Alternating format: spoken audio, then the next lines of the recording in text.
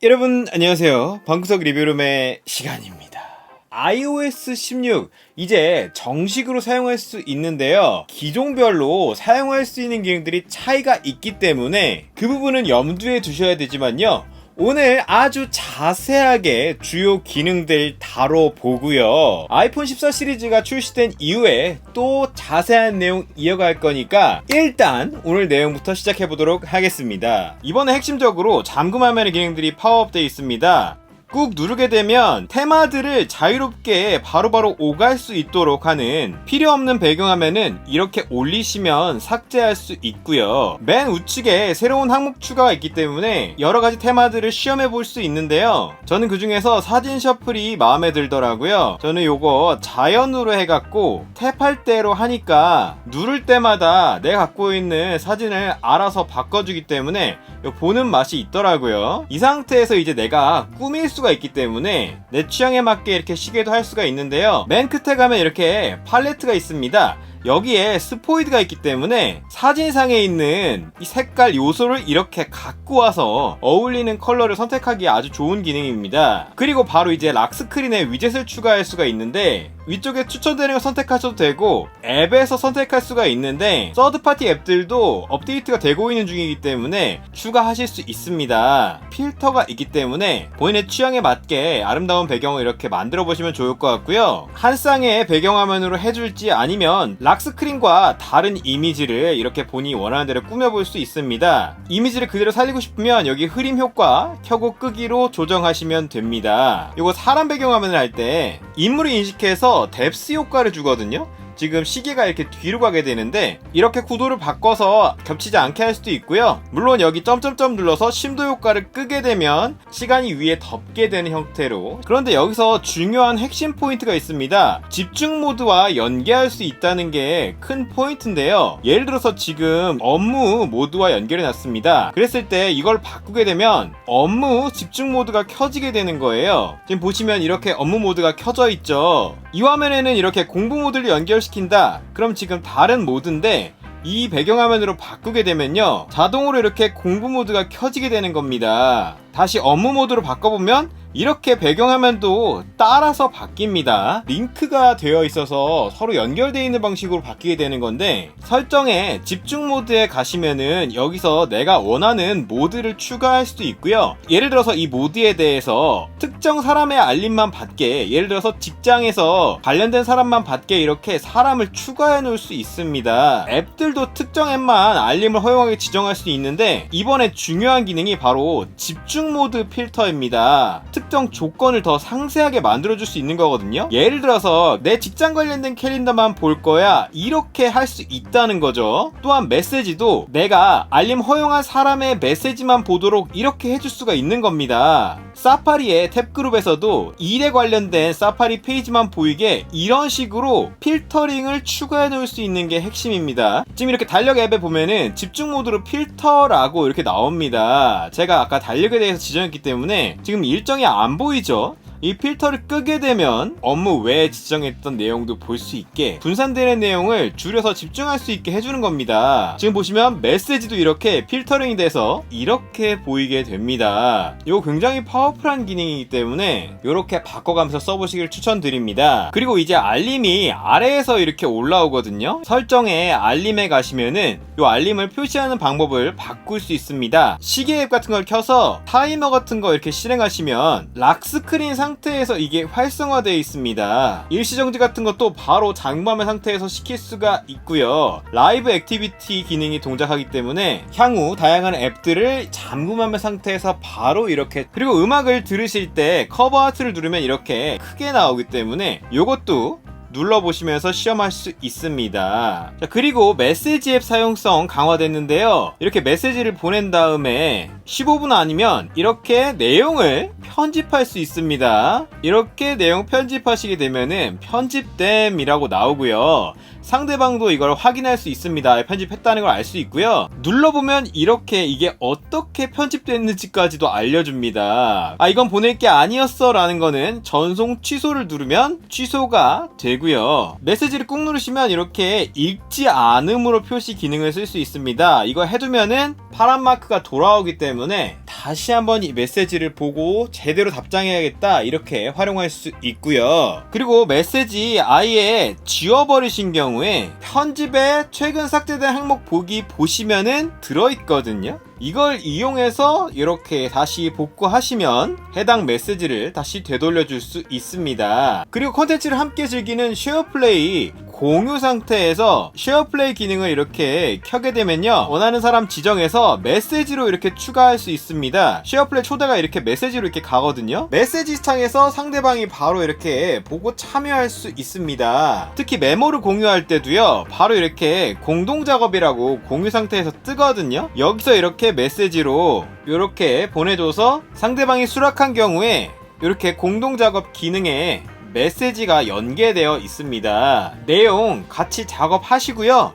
바로 여기 메시지 보내야 된다. 그럼 요거 누르면은 여기서 메시지를 이렇게 바로 위로 띄워주기 때문에 바로바로 이렇게 답장해 가면서 대화하다가 다시 내용 확인하고 오가면서, 특히 이렇게 작업을 한 경우에 누가 이걸 했다는 게 메시지 앱에서 나옵니다. 이 사람이 이걸 편집했다는 거 알려주고요. 해당 작업에 대한 답신이었다는 게 이렇게 연결돼서 표시되기 때문에 작업과 메시지를 유기적으로 연결해 보실 수가 있습니다. 그리고 스위치 컨트롤러를 이제 iOS나 iPadOS, 맥에서 모두 사용할 수가 있는데요. 여기 있는 버튼 이렇게 꾹 누르고 있으면은 페어링 찾기가 됩니다. LR 전부 다 이렇게 페어링 시킬 수가 있거든요. 그래서 이렇게 애플 아케이드나 컨트롤러를 지원하는 게임에서 이렇게 동작을 하게 되는데, 스크린샷 캡처랑 홈 버튼을 이렇게 꾹 한 5초 정도 꾹 누르고 있으면요, 개별 컨트롤러로 조정하는 모드로 이렇게 바뀝니다. 그래서 이걸 두 개를 쓰시고 싶을 때, 그리고 물론 플스5 듀얼센스 컨트롤러도 완벽하게 지원하는데요, 설정의 일반에 가시면 이렇게 게임 컨트롤러 제어 기능이 따로 있습니다. 추가 기능을 살펴볼 수가 있는데요, 해당 컨트롤러에 어떤 게임을 추가해서 그 게임에서는 버튼을 리매핑해서 바꿔서 내 취향대로 써먹는 이런 고급 기능까지 가능합니다. 그리고 동일한 컨트롤러를 이렇게 두 개 연결하게 되면은 하단부에 이렇게 공동 플레이어라고 버디 플레이어 기능이 활성화가 됩니다. 두 개의 컨트롤러를 하나처럼 인식해서 내가 게임하는 거를 다른 사람이 도와줄 수 있습니다. 그리고 메일 앱을 사용하실 때 검색 기능에서 영어로 틀린 내용을 입력해도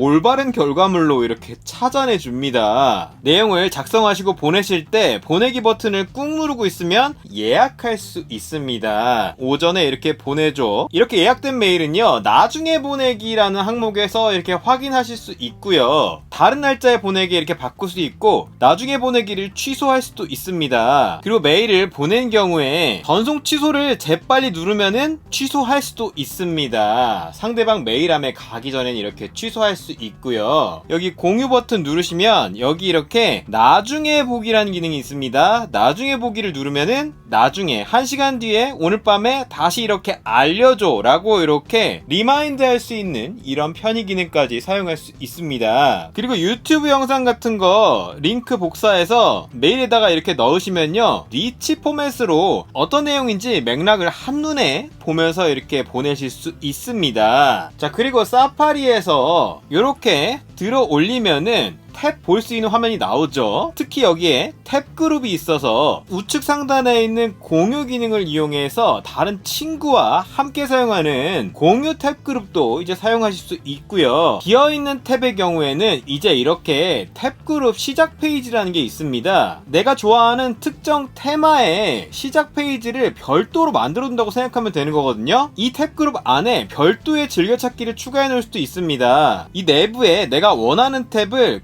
고정시켜 놓을 수가 있습니다. 핀이 딱 이렇게 박히게 되죠. 이렇게 핀이 박히게 되는데, 내가 그러면 다른 사이트에 이렇게 들어가더라도 내가 원래 고정시켜 놓은 탭은 항상 그대로 남아있게 되고요, 해당 사이트는 추가되는 이런 형식으로 내가 좋아하는 이 구성을 지킬 수가 있는 겁니다. 참고로 특정 사이트를 고정하고 싶을 때 그냥 이렇게 꾹 눌러서 위에다가 갖다 놔도 사이트를 고정할 수 있고요. 요거 이렇게 움직여서 다른 탭 그룹에 이렇게 갖다 넣을 수도 있습니다. 이런 식으로 플렉서블하게 사용할 수가 있는데 사파리 번역이 한국어 번역 지원합니다. 요 가가 누르시면 이제 웹사이트 번역에서 한국어 번역이 가능하기 때문에 사파리 자체에서 볼 수가 있는데 정말 좋은 점은 이미지 내부에 있는 텍스트도 이렇게 번역해 준다는 겁니다. 지금 이렇게 네 방식대로 살아 이렇게 나오는데 다시 원본 보기 하면 요게 지금 원문이었습니다. 이런 식으로 똑똑한 번역 기능을 한국어와 함께 사용할 수 있고요. 그리고 회원가입 같은 거 하실 때 강력한 암호를 추천해주는 기능이 이렇게 나오잖아요. 추가 기능을 쓸 수 있습니다. 기타를 눌러서 강력한 암호의 스타일을 바꿔줄 수가 있어요. 조금 더 쉬운 거, 특수문자가 포함되지 않은 거 이렇게 조건을 바꿔줄 수도 있고 강력한 암호 편집을 눌러서 내 취향에 맞게 이렇게 편집해서 사용할 수 있습니다. 설정에서 이제 와이파이 가시면은 와이파이 스팟에 I를 눌러서 요 암호 칸을 눌렀을 때 바로 이 암호가 뭔지 볼 수 있고요. 한번 눌러서 바로 암호를 복사할 수 있기 때문에 암호를 까먹었을 때 편리하게 이제 사용하실 수 있습니다. 그리고 많은 분들이 좋아하는 기능 라이브 텍스트 이제 한국어 지원합니다. 사진첩에서 이렇게 찍어놓은 사진 같은 거 이렇게 선택하시면 해당 내용을 번역할 수도 있고 바로 텍스트로 복사할 수 있기 때문에 메모 같은 데 붙여넣으면 이렇게 일반 텍스트로 이제 써먹을 수가 있는 거죠. 굉장히 파워풀한 기능인데 사파리에서 내용 보시다가 그림 안에 있는 한글 텍스트를 이런 식으로 가져다 이제 쓰실 수가 있고요. 복사 금지가 되어 있는 페이지들은 스크린샷을 뜬 다음에 텍스트 선택 기능으로도 이렇게 텍스트를 긁어주기 때문에 편리하게 내용을 사용할 수 있고요. 전화번호가 있다면 바로 전화도 할 수 있고요. 웹사이트 같은 것도 바로 연계해서 열어줄 수가 있습니다. 동영상도 가능합니다. 특정 장면에 이렇게 일시정지가 되어 있는 상황이면 동영상에 있는 내용도 이렇게 긁어다가 쓸 수가 있기 때문에 필요한 장면을 찾아서 바로 라이브 텍스트 편리하게 사용할 수 있습니다. 그리고 지금 여기 상단에 배터리 잔량 표시 나오죠. 지난 영상에서 자세히 다뤘던 내용인데요. 설정에 배터리에서 배터리 잔량 표시 해당되는 기종들은 사용할 수 있습니다. 지난 영상을 참조하시면 더욱 좋고요. 그리고 내용 작성하실 때 이제 음성 받아쓰기를 하이브리드로 이용해서 쓰실 수가 있거든요. 아이폰으로 글을 쓰실 때 편리하게 사용할 수 있는 기능입니다. 유용하게 마침표. 그리고 한국에서 유용한 기능은 아니지만 지도 앱을 사용하실 때 경로를 중간에 추가할 수 있는데 경로를 누르시고 경유지 추가, 예를 들어서 이런 경유지를 추가해라, 복합적인 경로를 만들어서 위치를 이렇게 바꾼다든지. 그리고 홈앱이 훨씬 더 깔끔해졌습니다. 카테고리별로 이렇게 묶어서 보는 기능도 들어있고요. 여기서 바로 원하는 공간으로 이동해서 제어를 깔끔하게 할 수가 있는데 잠금화면 위젯에서도 이 홈 상황을 볼 수 있기 때문에 같이 쓰시면 더 유용할 것 같고요. 많이들 잘 안 열어보시는 건강 앱에 유용한 기능이 추가됐습니다. 바로 투여 중인 약 기능인데 반복적으로 먹는 약을 관리할 수 있는 거죠. 약 추가를 눌러서 종합 비타민 캡슐이고 요런 단위로 이렇게 한다. 오전 9시 50분에 먹습니다. 모양까지 이렇게 내가 먹는 약의 상황을 한눈에 아이폰에서 관리하실 수 있습니다. 누르시면 이렇게 이거를 투여했습니다. 아침에 예정된 건데 밤에 먹었어요. 지정하실 수 있습니다. 또 건강 데이터를 다른 사람과 공유할 수 있는 기능이 있었는데 공유를 해달라고 요청할 수도 있기 때문에 초대를 하면 이렇게 나옵니다.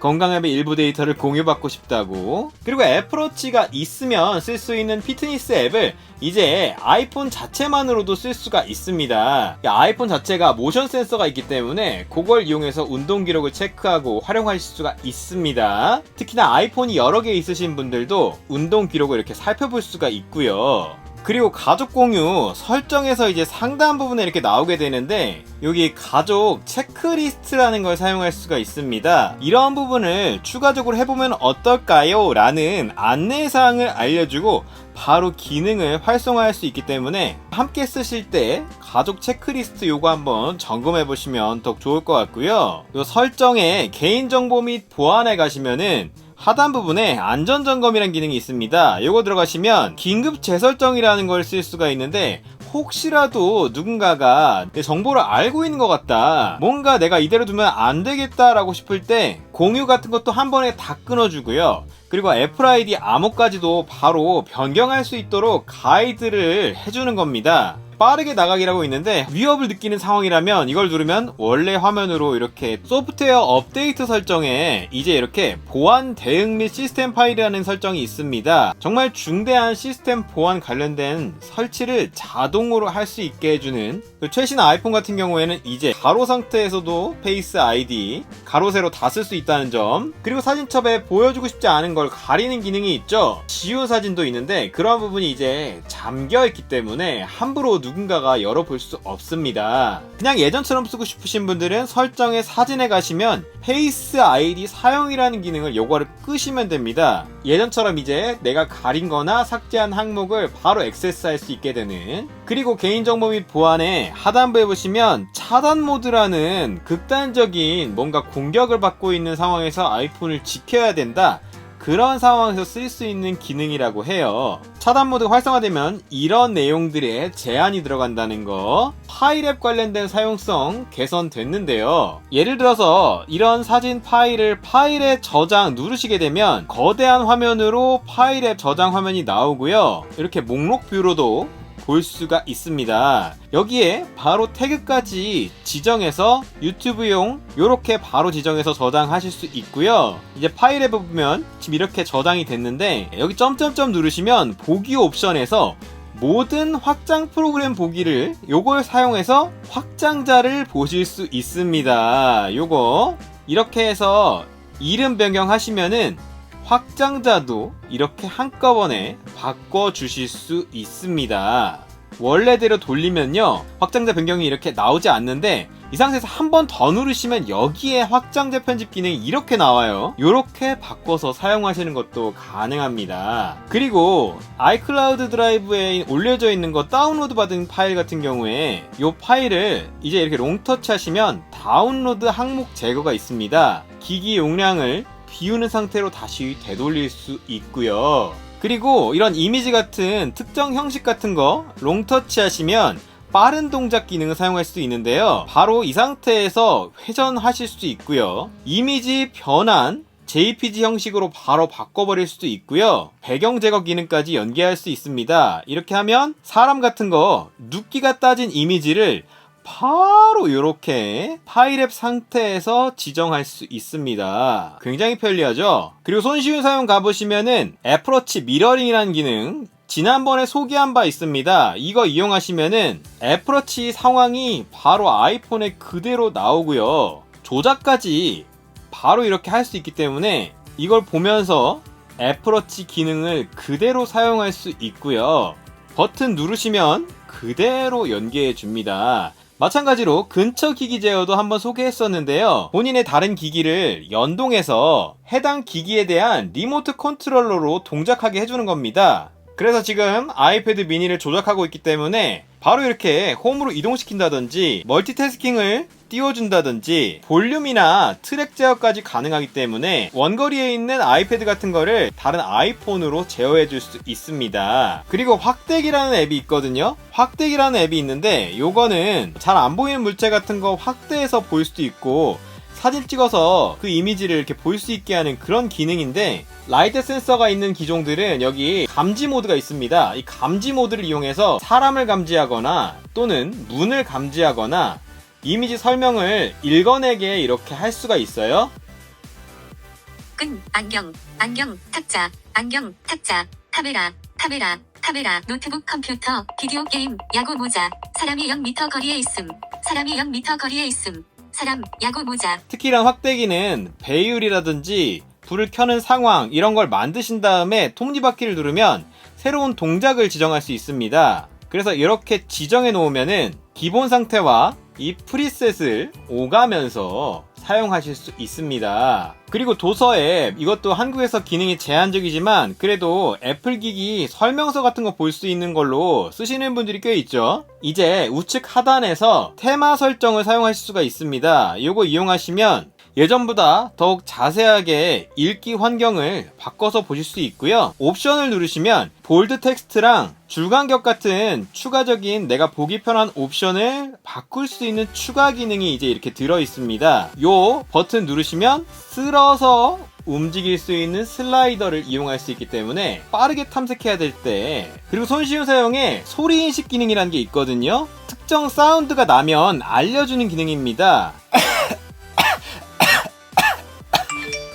이러면 이렇게 기침 소리를 감지했다 이렇게 알려주는 겁니다. 그런데 이제 내가 특정 나의 상황에 맞는 사운드를 인식시켜서 그거를 알림을 받게 할 수 있습니다. 그래서 사용자 설정 기능을 이용해서 우리 집에서 쓰는 그 기계의 사운드를 학습시켜서 크게 울렸을 때 반응하도록 시킬 수도 있습니다. 그리고 인물사진 모드와 시네마틱 모드 성능이 훨씬 강화가 되어 있는데요. 앞뒤 모두 공간감을 표시해주기 때문에 더욱더 리얼한 인물사진 모드를 이제 경험하실 수가 있고요. 또한 시네마틱 모드 성능도 향상되어 있기 때문에 외곽선 처리라든지 그리고 안경 처리라든지 이런 부분 더욱더 자연스럽게 이제 사용할 수 있습니다. 그리고 지금 이렇게 페이스타임을 하시는 경우에 이렇게 영어는 지금 받아듣거든요. 한국어는 지금 안 되는데 Hello, I'm good. How are you? Thank you. 페이스타임 설정에 실시간 자막 베타, 이걸 켰을 때 이걸 사용할 수 있는 거고요. 그리고 다른 애플 기기를 사용하시는 경우에 페이스타임 알림이 뜹니다. 이걸 누르시면 아이폰의 거를 아이패드에서 페이스타임 할 수 있게, 아니면 서로 쌍방으로 이렇게 이동해서 페이스타임을 이어가실 수 있습니다. 그 설정에 게임 센터라는 게 있습니다. 이거 잘 안 눌러보실 텐데 이거 들어가시면은 요 프로필 보기에서 친구를 추가해갖고 게임을 즐길 수가 있는 이런 기능이 있거든요. 근데 이게 강화돼서 요거 해본다고 친구 열심히 맺었는데 이런 식으로 언제 친구가 됐는지도 이렇게 타임라인처럼 이제 알려주고요. 내가 어떤 게임에서 어떤 업적 달성했는지도 이렇게 이제 보기 편하게 모아서 알려줍니다. 친구 누르면요, 그 친구가 지금 최근에 어떤 게임 했는지, 어떤 게임에서 어떤 업적 달성했는지도 이렇게 알려줄 수 있습니다. 물론 알려주고 싶지 않으면은 여기서 이렇게 감추는 것도 가능하니까 본인 취향대로 친구와 함께 아이클라우드 유료 요금제를 쓰시는 경우에 아이클라우드 메일에서 본인이 갖고 있는 사용자 설정 이메일 도메인을 사용할 수 있습니다. 고급 사용자들을 위해서 이런 부분도 사용할 수 있고요. 설정에 이제 사운드 및 햅틱에 가시면 키보드 피드백에서 햅틱을 켜실 수 있습니다. 이렇게 쓸 때마다 톡톡톡톡 하고 진동을 느낄 수 있는 부분 순정해서 사용할 수 있고요. 제가 좋아하는 기능인데요, 바로 이 미모티콘 스티커가 추가됐습니다. 멈춰! 이런 것도 가능하고, 한국의 자랑스러운 손아트, 그리고 이렇게 휘파람 부는 모양 귀엽게 이렇게 사용할 수가 있고, 편집했을 때 헤어스타일이라든지 꾸밀 수 있는 요소들이 추가가 돼 있으니까요, 본인의 개성에 따라서 재미있게 꾸며보시고요. 몸 동작이 들어가 있는 이런 스티커도 이제 바로 연락처에서 사용할 수 있습니다. 요런 뭔가 자신감 있는 포즈, 요렇게 지난번에 소개해드렸는데 반응 굉장히 좋았던 거, 바로 음악 앱에서 드래그 앤 드롭을 마음에 드는 노래 이렇게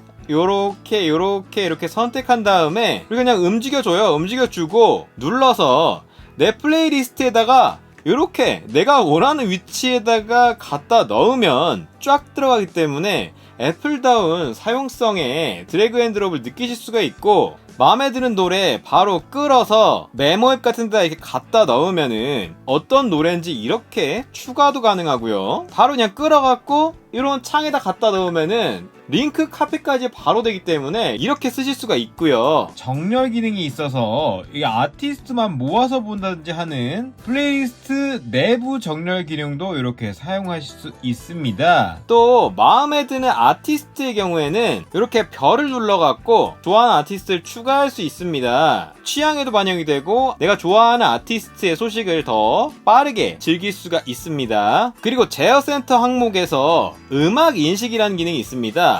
없으신 분들은 하단에서 올리면은 요 음악 인식을 추가할 수가 있는데, 그럼 이렇게 제어센터 내렸을 때 여기 있는 요 S 모양 요 누르고 이렇게 인식이 되거든요. 찾아주는 기능인데, 제어센터에서 찾은 것도 바로 이렇게 내 샤잠의 최근 샤잠한 목록에 연계가 됩니다. 그래서 바로 애플뮤직에서 열어볼 수도 있고 재생 목록에 빠르게 추가할 수 있습니다. 그리고 이제 아이패드에 있던 빠른 메모 기능을 사용할 수가 있는 건데, 설정에 제어센터에서 마찬가지로 빠른 메모를 추가해 놓으시면은 이렇게 그어 놓은 요 모양이 빠른 메모입니다. 이걸 눌러서 바로바로 적어 놓을 수 있는 그런 기능이 빠른 메모거든요. 그 저장해 놓으면 아이패드에서도 볼 수 있고 맥에서 볼 수 있는데요, 이렇게 빠른 메모 항목에서 오늘 이걸 했다라는 게 이렇게 나오는 건데, 공유 버튼만 있으면 바로 여기 빠른 메모의 추가가 있습니다. 해당 내용을 기재해 놓고 싶을 때, 저장해 놓고 싶을 때 웹사이트를 보다가 공유를 눌러서 빠른 메모에 추가 누르면 바로 이렇게 이 링크도 넣어주기 때문에 이렇게 적어 놓고 저장해 놓으면 그 사이트에 다시 들어가면요,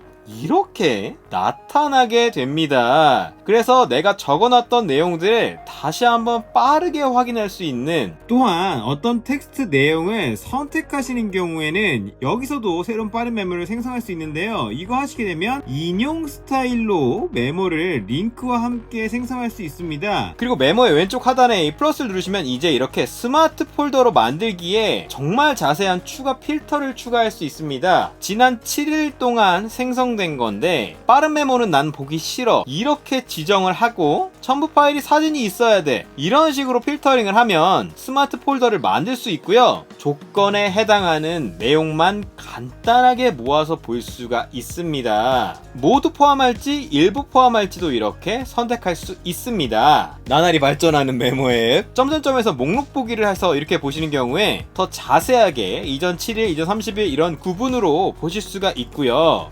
이 암호를 이렇게 잠그시는 경우에 이제 아이폰 자체의 암호를 사용할 수 있습니다. 별도의 메모 암호가 아니라 아이폰 암호와 페이스 아이디를 이용할 수 있기 때문에 나만의 메모를 더 쉽게 접근할 수 있고요. 그리고 굉장히 화제가 됐던 기능이죠. 사람이나 물체가 있을 때 이렇게 한번 쫙 누르면 인식을 합니다. 그래서 복사하기를 눌러서 붙여 넣으면 바로 이렇게 써먹을 수가 있는 굉장히 강력한 기능인데, 드래그 앤 드롭 해도 되죠. 드래그 앤 드롭 해서 갖다 넣으면요, 이렇게 드래그 앤 드롭으로 이미지를 삽입할 수 있고요, 또는 그냥 이렇게 끌어서 파일 앱에다가 갖다 넣으셔도 PNG 투명 파일로 생성해 줍니다. 굉장히 편리한 그런 기능인데, 사파리에서 바로 쓸 수 있기 때문에 이렇게 원하는 사진 꾹 눌러서 대상체 복사라는 기능 이거 딱 누르면 붙여넣기 했을 때 이렇게 오브젝트만 깔끔하게 가져옵니다. 물론 파일 앱에서 저장해 놓은 이런 이미지도 똑같이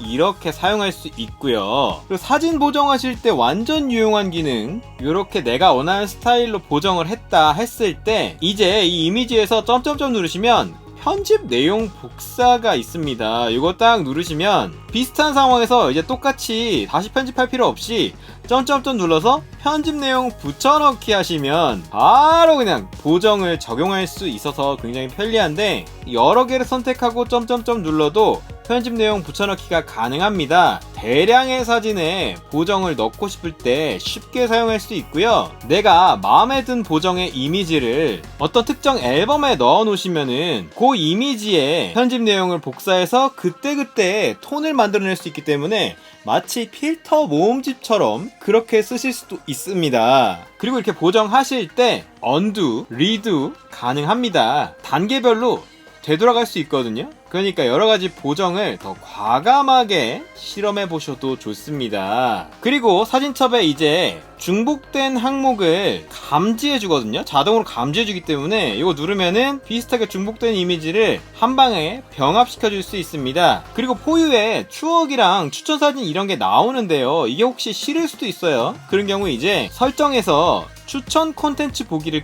끌 수가 있습니다. 그러면 추천 콘텐츠가 꺼져 있다고 나오기 때문에 혹시나 원하지 않는 경우에 시험해 볼 수 있습니다. 자, 그리고 미리 알림 같은 경우에 많이 쓴다 그런 거 이제 꾹 누르시면은 핀을 고정할 수 있습니다. 그럼 위쪽에 이렇게 내가 자주 쓰는 목록을 편하게 사용할 수 있고요. 특정 리스트를 그리고 이렇게 겹치면은 그룹을 만들 수 있거든요. 그러면 이제 이런 그룹 안에서 일목요연하게 내용들을 한꺼번에 보여줍니다. 그래서 한꺼번에 체크리스트를 실행할 수가 있고 관리할 수가 있는데, 그리고 이번에 썼던 걸 다음번에도 쓰고 싶다 그럴 때 이제 점점점 누르시면 템플릿으로 저장이라는 게 있습니다. 이렇게 만들어주면 템플릿이라는 게 생성이 되게 됩니다. 이걸 눌러주면 여기에 기반한 리스트가 바로 이렇게 생성되는 거예요.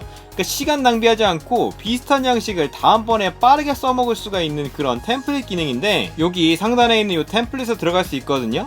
이런 템플릿은 특히나 다른 사람에게 공유해 줄 수도 있기 때문에 이거 한번 써봐 라고 추천해 줄 수도 있는 거죠. 그리고 예정을 누르시면 이제 이런 식으로 타임라인이 정말 자세하게 나옵니다. 장기적인 계획까지도 한꺼번에 이제 보기 쉽게 쭉 보실 수가 있고요. 특히 오늘 항목도 세분화돼서 아침, 오후, 오늘 밤 이렇게 나눠지기 때문에 예전보다 계획을 확인하는 게 더욱 쉬워졌습니다. 그리고 목록 추가를 눌렀을 때 여기 스마트 목록으로 만들기가 있거든요. 메모랑 유사한 건데 필터 조건을 자세하게 지정해서 일부 조건만 해당해도 그 목록을 보여줘. 밤에 해야 될 일만 보여주는데 9월 1일 이후 이런 식으로, 근데 일부만 해당해도 보여줘. 이런 리스트를 똑똑하게 만드실 수 있습니다. 그리고 에어팟 쓰시는 경우에 이제 바로 설정 상단 부분에 내가 갖고 있는 에어팟 기기의 설정이 나타나게 됩니다. 재밌는 기능으로 개인 맞춤형 공간음향이라는 기능이 추가가 됐어요. 스캔하는 화면이 나오는데 먼저 에어팟을 빼고 내 얼굴 정면과 옆면을 스캔하게 됩니다. 금방 돼요. 되게 금방 되기 때문에 공간음향에 관심이 있으신 분들 한번 시험해보시면 좋을 것 같고요. 그리고 스팟라이트 사용성이 훨씬 간편해졌습니다. 바로 하단에 이제 검색 버튼이 아예 있어요. 그래서 이걸 누르면 스팟라이트 검색이 이렇게 튀어나오는데, 이렇게 항공편 같은 것도 검색되는 거 아시죠? 이전에 소개한 적이 있거든요. 바로 이렇게 찾아주는 기능이, 이렇게 한번 검색한 내용은요, 네가 검색했던 게 지금 이건데 4시간 후에 도착할 거야 라는 이런 제한사항까지 이렇게 스포츠 관련된 부분에 데이터베이스가 강화가 됐습니다. 운동선수 데이터 같은 거 이렇게 자세하게 볼 수 있고요. 소셜미디어까지 이렇게 손흥민 내용도 이렇게 나오고요.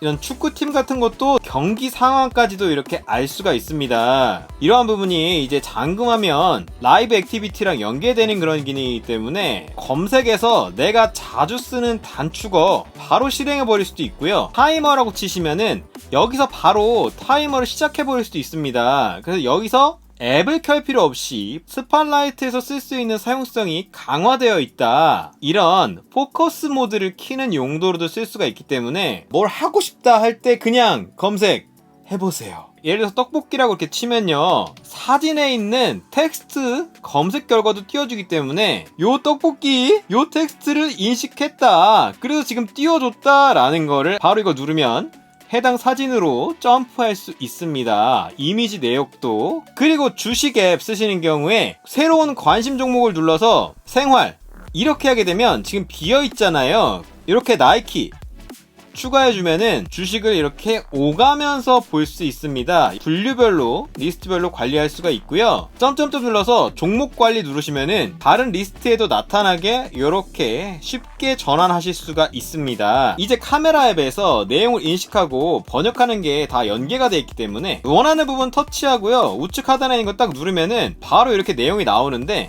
해당 텍스트를 선택할 수도 있지만 자체적으로 번역 추천이 뜨거든요. 누르면은 화면 상에서 이제 번역 결과를 띄워줍니다. 별도의 번역 앱을 켤 필요가 없다는 점. 그리고 마지막으로 날씨 앱입니다. 많은 분들이 좋아하는 날씨 앱인데 누르면 이렇게 10일 동안의 날씨 데이터가 추가로 나올 뿐만 아니라 이 화면 안에서 다른 데이터를 바로바로 전환해서 보실 수가 있어요. 물론 락스크린 위젯에 날씨를 추가해 놓으신 경우에는 날씨 앱으로 연계할 수 있으니까요, 보다 자세한 내용을 쉽게 접근하실 수 있습니다. 죽겠어요. 너무 힘들어. iPadOS나 맥 관련 내용은 10월에 나올 예정입니다. 그 부분도 업데이트가 되면 자세하게 전달해 드리도록 하겠습니다. 안녕.